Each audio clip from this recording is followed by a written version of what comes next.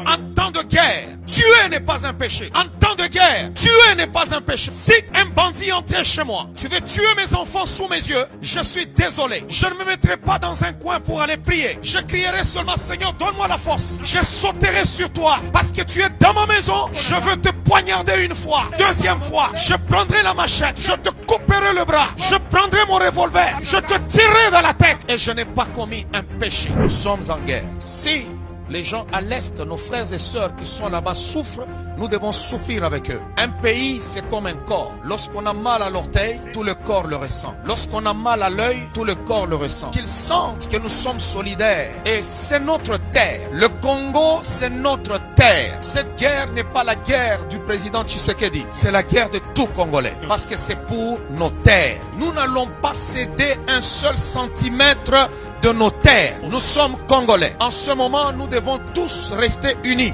Nous oublions tous nos différends, que tu sois de la majorité présidentielle, que tu sois de l'opposition, que tu sois de telle couleur, que tu sois de telle tribu. Nous oublions tout. Nous parlons d'abord Congo. Parce qu'aujourd'hui, nous n'allons pas accepter encore une fois que le Rwanda, un tout petit pays comme ça, vienne nous coloniser. Ils nous ont colonisés pendant presque 30 ans qu'ils sont entrés dans ce pays. Mais nous allons leur montrer que nous sommes Congolais. Malgré qu'ils ont derrière eux ces impérialistes, nous sommes des hommes.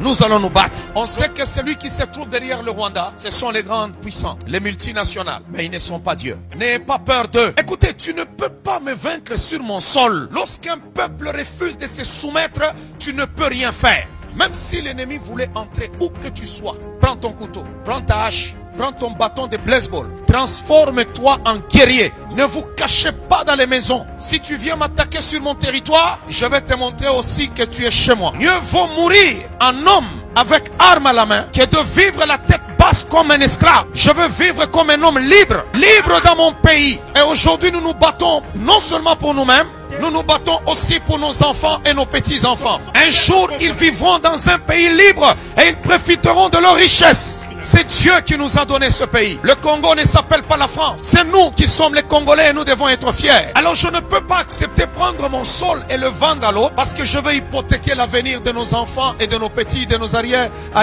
petits-enfants. Parce qu'il y a des gens aujourd'hui, Kagame, c'est un Kuluna. Quand quelqu'un veut se comporter en voyou et en Kuluna, en bandit, vous devez vous lever, prendre les armes. Ce n'est pas le temps de s'enfermer et de commencer seulement à prier. Non.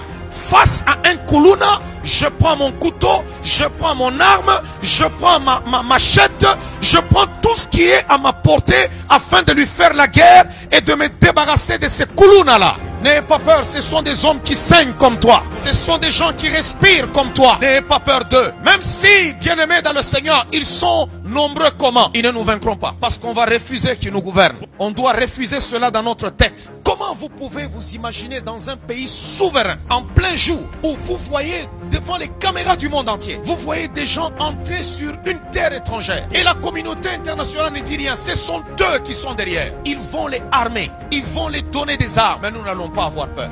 Nous avons aussi des minerais. Nous avons, vous savez, on a aussi tout ce qu'il faut. On a l'argent. Le Congo n'est pas un pays pauvre. Et nous allons aussi contribuer à l'effort de guerre pour que nos militaires ne manquent de rien au front. C'est pour cela que nous avons besoin de Congolais sérieux et consensueux. Pas des aventuriers qui vont voler l'argent de l'État, détourner l'argent afin que nos militaires n'aient rien au front. On te donne l'argent pour acheter les armes, mais toi tu voles et tu seras maudit. Et il faut qu'on arrête ces bandits-là. On ne restera pas indifférent parce qu'on est chrétien. Dans la Bible ici, lorsque Dieu est allé accompagner David, il se battait avec des humains comme lui. Le même Dieu qui a écrit tu ne tueras pas, c'est le même Dieu qui lui a dit le cheval est équipé pour la bataille, mais la victoire appartient à l'Éternel. Le même Dieu qui a dit tu ne tueras pas, c'est le même Dieu qui a accompagné Josué pour vaincre ses ennemis. Nous ne tuons pas en temps de paix. Nous ne tuons pas pour nous venger. En ce moment, on n'a pas besoin de poules mouillées. On a besoin des hommes forts. On a besoin de guerriers. Est-ce que Congolais, vous êtes des guerriers? Est-ce que vous êtes des guerriers? Lèvons-nous si nous sommes guerriers. Lèvons-nous si nous sommes guerriers. Et battons-nous comme un seul homme. Alléluia.